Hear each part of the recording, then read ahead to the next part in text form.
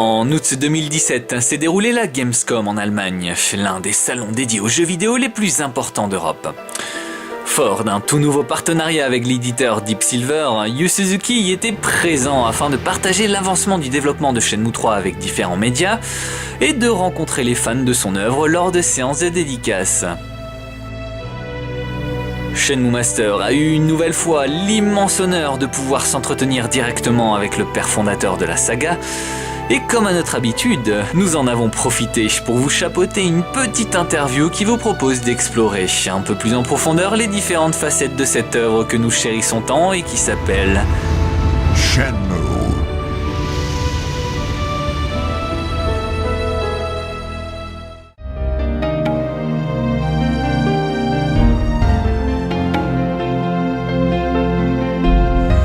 Si Shenmue est autant apprécié, je pense que l'on pourrait trouver des éléments de réponse dans la finesse et la profondeur des thèmes qu'il aborde. La douce nostalgie d'un Japon de l'ère Showa, le dépassement d'un puéril désir de vengeance, l'épanouissement à travers le voyage et les rencontres, etc. etc. Tant de sujets que Shenmue traite avec la sensibilité d'une véritable intention d'auteur. Une certaine maturité dans le choix et le traitement des thèmes, avouons-le, peu commune dans l'industrie du jeu vidéo. Aujourd'hui, grâce aux différents sondages, nous savons que la moyenne d'âge des fans de Shenmue se situe entre 30 et 35 ans. Pensez-vous que Shenmue 3 devrait être adapté à une audience mature ?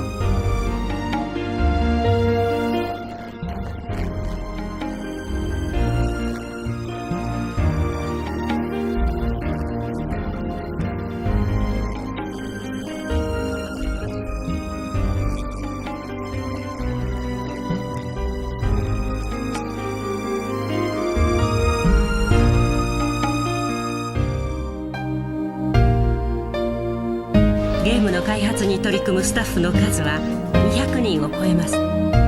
一つのゲームの開発にこれだけの人数が参加することはめったにありません。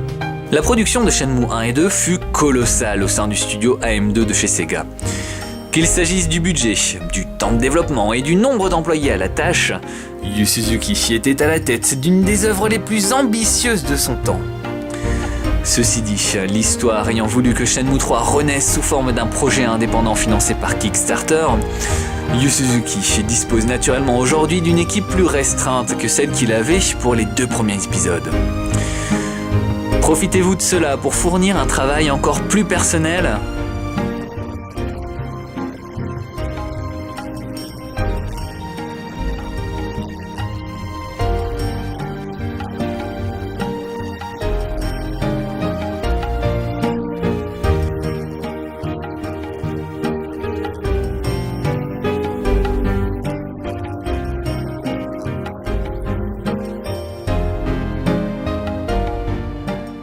Ces dernières années, on constate qu'il y a beaucoup de réflexions sur le manque de prise de risque, d'originalité et de créativité au sein de l'industrie vidéoludique. À tel point qu'il est aisé d'avoir une vision d'ensemble assez lisse, où tous les jeux se ressemblent et passent les uns après les autres. Avez-vous pour projet de réaliser avec Shenmue 3 un jeu qui marquera en un sens l'industrie du jeu vidéo ?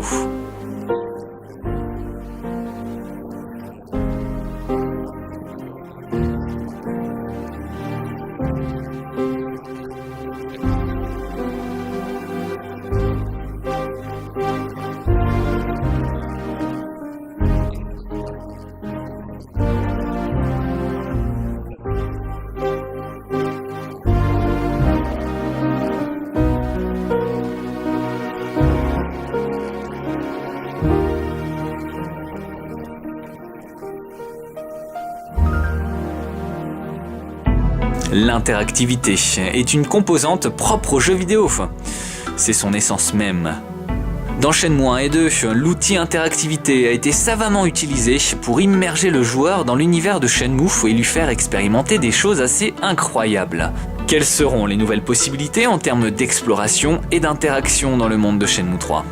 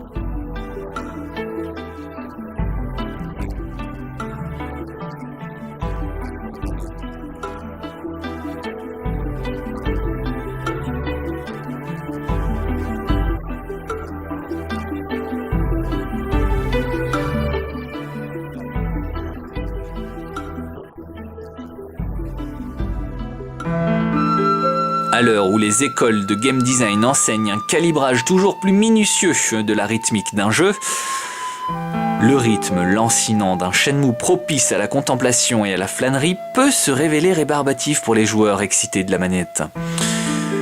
Chez Shenmue Master, nous apprécions profondément la cadence particulière de Shenmue 1 et 2 qui fluctue entre douce tranquillité, tonique emballement et franche turbulence.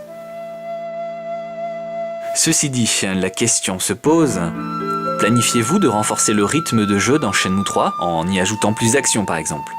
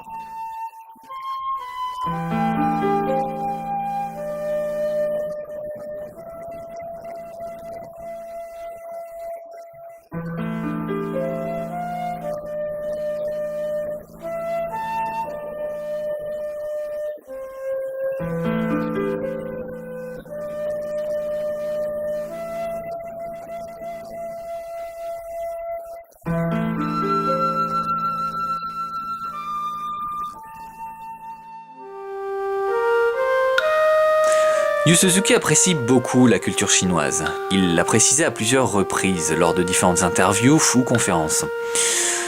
Y aurait-il des aspects de cette culture chinoise que vous souhaitez le plus transmettre aux joueurs dans Shenmue 3 ?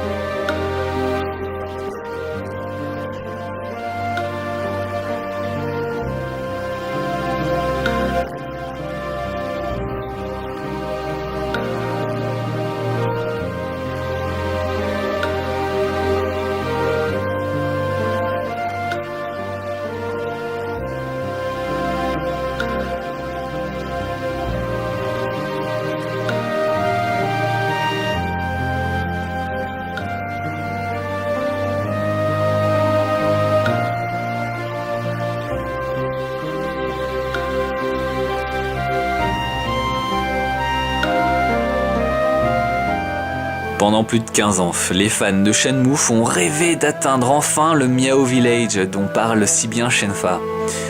Les Miao font partie des 55 ethnies minoritaires officiellement reconnues par le gouvernement chinois et sont situées essentiellement dans les terres reculées du sud de la Chine.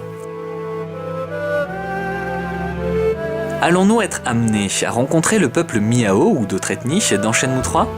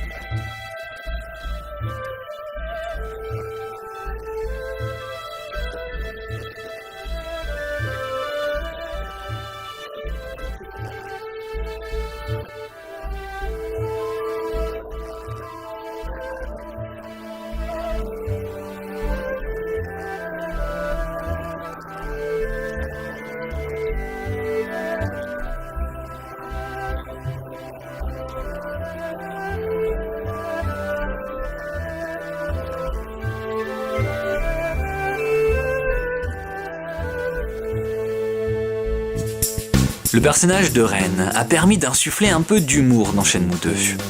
Espiègle, un peu roublard, malicieux et narquois, Ren est au cœur de nombreuses séances qui ne passent pas inaperçues et qui ont dû au moins vous esquisser un sourire. Pouvons-nous nous attendre à encore plus d'humour dans Shenmue 3 ?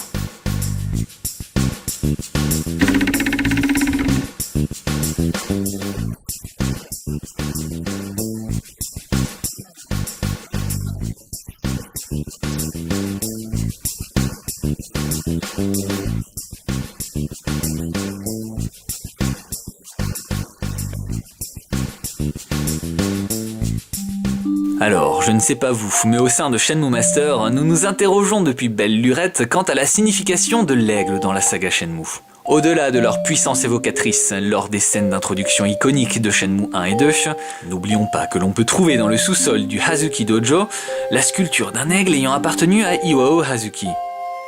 L'occasion était trop belle. Qu'est-ce que l'aigle symbolise dans la saga Shenmue ?